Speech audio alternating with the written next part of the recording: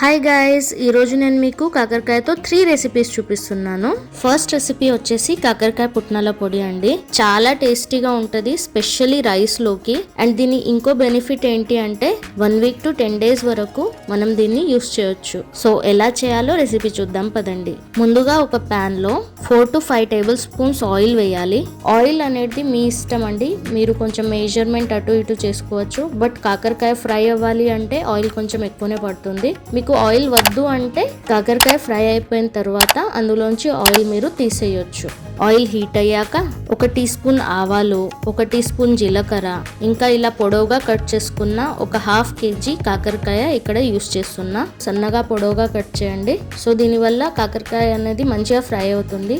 ఇప్పుడు ఈ కాకరకాయని half fry అయ్యేంత వరకు మనం ఫ్రై చేసుకుందాం. ఇప్పుడు మన కాకరకాయ హాఫ్ ఫ్రై అయిపోయిందండి, చూసారు కదా కలర్ మారిపోయింది. సో ఇప్పుడు ఈ స్టేజ్ లో నేను ఇక్కడ ఒక 1/2 టీ స్పూన్ పసుపు, ఇంకా 8 ఇలా కట్ చేసుకున్న పచ్చిమిర్చి వేస్తున్నా. ఇప్పుడు ఈ పచ్చిమిర్చి వేసిన తర్వాత ఒక్కసారి కలిపేసి మళ్ళీ దీన్ని ఫ్రై చేసుకోవాలండి. ఎంతవరకు అంటే మన పచ్చిమిర్చి అనేది ఫ్రై అవ్వాలి అండ్ కాకరకాయ ఇప్పుడు హాఫ్ ఫ్రై అయ్యాయి కదా, అవి కంప్లీట్ ఫుల్ గా ఫ్రై అయ్యేంత వరకు మనం దీన్ని ఫ్రై చేసుకుందాం. చూసారు కదా, ఇవి మాక్సిమం ఫ్రై అయిపోయాయి అండ్ మన పచ్చిమిర్చి కూడా ఫ్రై అయింది అండ్ కాకరకాయ కూడా ఆల్మోస్ట్ ఫ్రై అయిపోయింది. ఈ స్టేజ్ లో నేను ఇక్కడ 1.5 టీ స్పూన్ సాల్ట్ వేస్తున్నా. సాల్ట్ వేసిన తర్వాత ఇంకో 5 minutes అట్లా మనం దీన్ని ఫ్రై చేసుకుందామండి. 5 minutes తర్వాత ఇక్కడ నేను 1.5 కప్పు పుట్నాల పొడి వేస్తున్నానండి.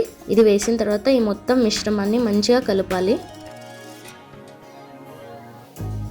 ఇప్పుడు ఇందులో 10 వెల్లుల్లి రెబ్బల్ని కచ్చాపచ్చా దంచి ఇందులో వేస్తున్నాను.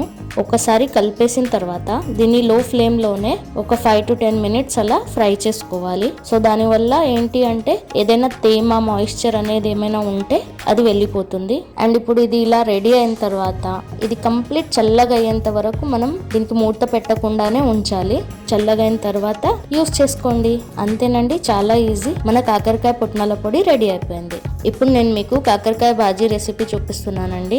మీ దగ్గర కొన్ని కాకరకాయలు ఉన్నాయనుకోండి, జస్ట్ ఒక 5-6, సో ఆ టైంలో ఈజీగా చేసుకోవచ్చు అండ్ చాలా టేస్టీగా ఉంటుంది. సో ఎలా చేయాలో చూద్దాం రండి. ముందుగా ఒక ప్యాన్ లో ఇలా మీడియం సైజ్ లో కట్ చేసుకున్న కాకరకాయ ముక్కలు వేస్తున్నానండి. అండ్ దీంతో పాటే 4 tablespoons ఆయిల్ వేస్తున్నాను.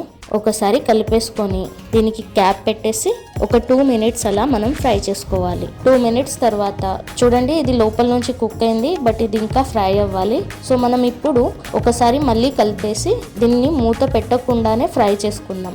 సో మధ్య మధ్యలో కలుపుతూ ఇవి కొంచెం ఎర్రగా అయ్యేంత వరకు మనం వీటిని ఫ్రై చేసుకోవాలి. చూడండి, ఇలా అయ్యేంత వరకు మనం ఫ్రై చేయాలి. ఇప్పుడు ఫ్రై అయిపోయిన తర్వాత దీన్ని కంప్లీట్ కూల్ అవ్వనివ్వాలండి. మొత్తానికి కూల్ అయిన తర్వాత దీన్ని ఇంకో బౌల్లోకి షిఫ్ట్ చేసి సన్నగా తరిగిన ఒక చిన్న సైజ్ ఆనియన్ అండ్ సన్నగా కట్ చేసుకున్న కొత్తిమీర అండ్ ఇలా కచ్చాపచ్చా దంచుకున్న ఒక 10 వెల్లుల్లి రెబ్బలు, 1 teaspoon salt, 1 teaspoon కారం అండ్ 1 టీ స్పూన్ షుగర్ వేసి ఇప్పుడు ఈ మొత్తం మిశ్రమాన్ని ఇలా ఒత్తుతూ కలపాలండి.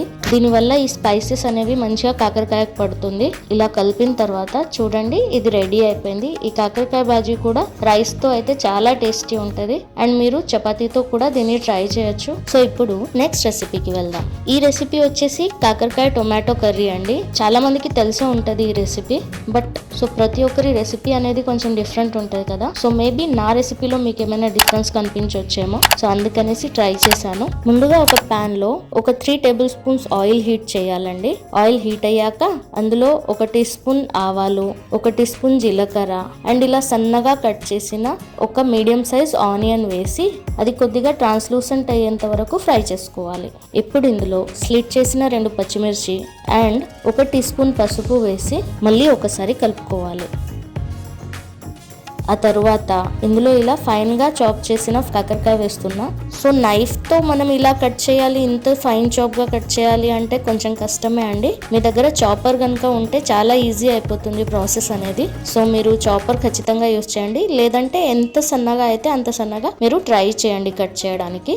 మళ్ళీ ఒకసారి ఈ మొత్తం మిశ్రమాన్ని కలపాలండి. కలిపిన తర్వాత ఇది మొత్తం మనకు హాఫ్ ఫ్రై అయ్యేంత వరకు మనం ఫ్రై చేస్తూనే ఉండాలి, మధ్య మధ్యలో కలుపుతూ. సో ఈ కాకరకాయ కలర్ అనేది చేంజ్ అవ్వాలి. సో ఈ కలర్ చేంజ్ అయ్యి బ్రౌనిష్ గోల్డెన్ కలర్ వచ్చేంత వరకు మనం దీన్ని ఫ్రై చేసుకోవాలి. సో ఈ కలర్ వచ్చిన తర్వాత ఇందులో మనం ఒక 2 టొమాటోస్ ఇలా ఫైన్ గా చాప్ చేసుకున్న టొమాటోస్ ని ఇందులో వేద్దామండి. అండ్ ఈ టొమాటోస్ తో పాటే 1.5 టీ స్పూన్ కారం, 1.5 టీ స్పూన్ ఉప్పు అనేది మీ టేస్ట్ ప్రకారంగా అడ్జస్ట్ చేసుకోండి. 1.5 టీ స్పూన్ ధనియా పౌడర్ వేసి ఈ మొత్తం మిశ్రమాన్ని మళ్ళీ ఒకసారి కలపాలండి. సో ఇది ఒకసారి కలిపిన తర్వాత ఇందులో 1 టీ స్పూన్ షుగర్ వేస్తున్నా.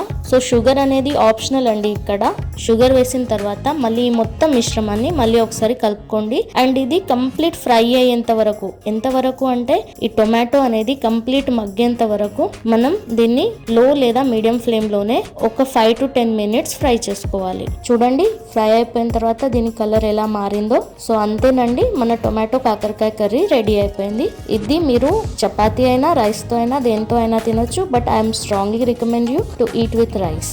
సో ఇవి అండి నేను మీతో షేర్ చేయాలనుకున్న ఈ రోజు రెసిపీస్. అండ్ మీకు కనుక ఈ వీడియో నచ్చుంటే ఖచ్చితంగా ఈ వీడియోని లైక్ చేయండి, షేర్ చేయండి అండ్ సబ్స్క్రైబ్ చేయండి మా ఎండ్లెస్ ఫుడ్ పాట్ ఛానల్ని. అండ్ ఎస్, మా వీడియో నోటిఫికేషన్స్ మీకు కావాలి అంటే ఆ బెల్ ఐకన్ని ప్రెస్ చేయడం మర్చిపోవద్దు. Thank you for watching. Until next time, happy cooking.